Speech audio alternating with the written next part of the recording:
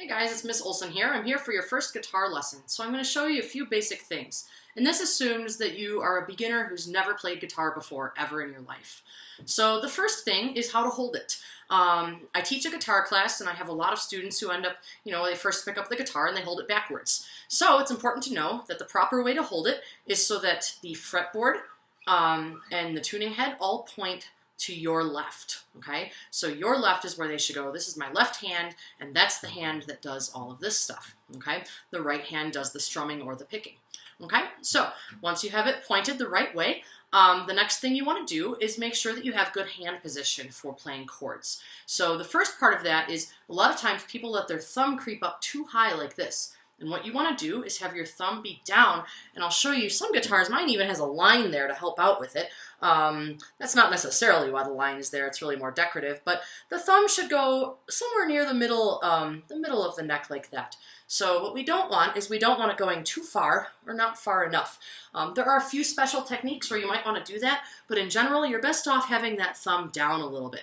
Why? Well, if your thumb's way up here, then you can't really reach the strings very well because you're reaching around farther.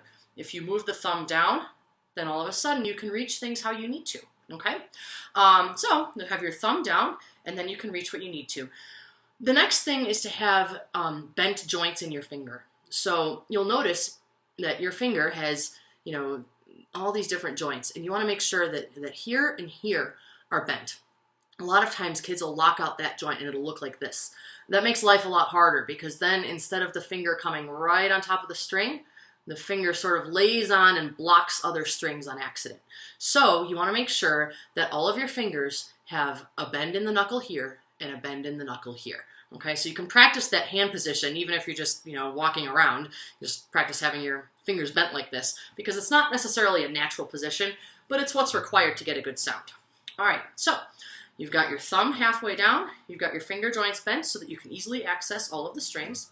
And what we're going to do is a simple exercise where we're going to start on this string, which is highest to the ceiling.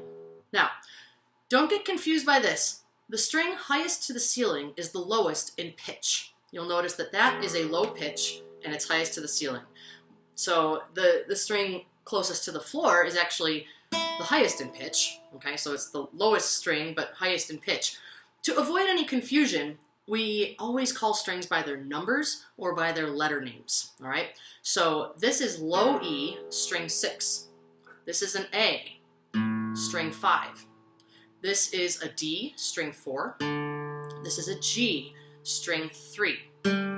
This is a B, string 2. And this is a high E, string 1. Notice I said high E, it's lowest to the floor, but we refer to it as high E because it's high in pitch. Okay, so the first thing I'm going to do is I'm going to take string 6, remember that's the one closest to the ceiling, and I'm just going to practice playing, having good finger placement. So I'm going to put my finger in the fret box on string 6, but I'm going to put it as close to that fret wire as I can get without going over. Okay, so first finger, first fret box. So we're going to start open, then put the first finger down. Then you're going to put your second finger in the second fret box. And notice I'm leaving my first finger down. And then my third finger. And then my fourth finger. This one can be a little tricky. Now, this position doesn't really feel natural for people when they're beginning, and that's normal. That's because your fingers are spread out more than they're used to. But that's why this is such a great exercise. It's because it gets you used to doing that and used to keeping your fingers spread out. So now I'm going to do the same thing, but on string 5. Open, first finger, second finger, third finger, fourth finger.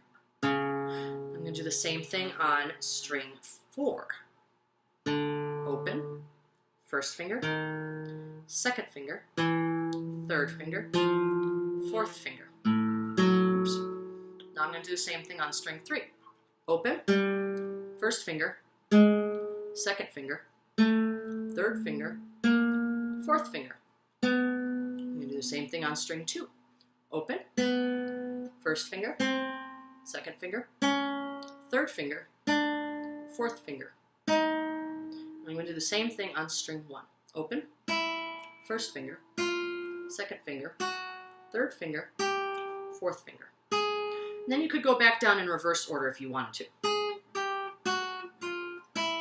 Of course, you don't have to go that fast, but you'll get there eventually. That's a really good exercise to do every time you start playing.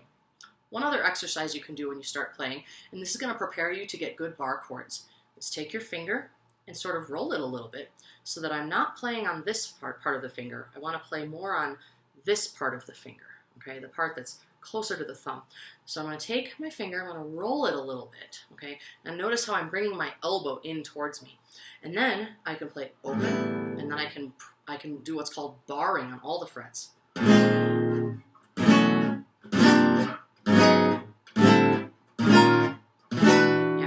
So I'm not actually doing anything in particular with my other fingers. All I'm doing right now is sort of a practice exercise so that from day one of learning the guitar, you're getting ready to do bar chords, which are a more intermediate technique that you'll get to eventually.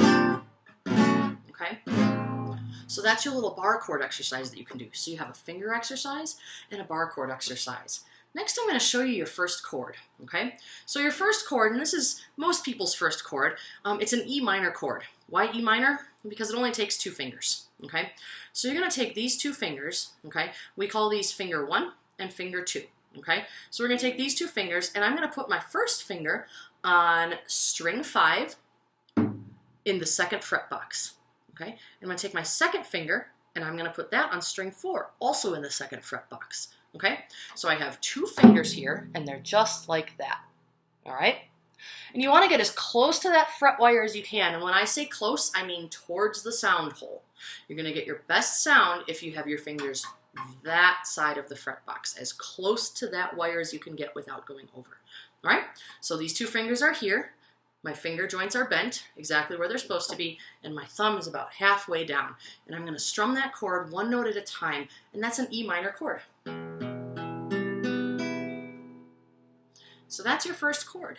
Next, we'll get into how to read a chord diagram, but for now, the best thing you could do is just work on this, getting the joints right, keeping the thumb in the right place, as well as perhaps this little exercise just to get you going on some other stuff. Thanks, and thanks for watching.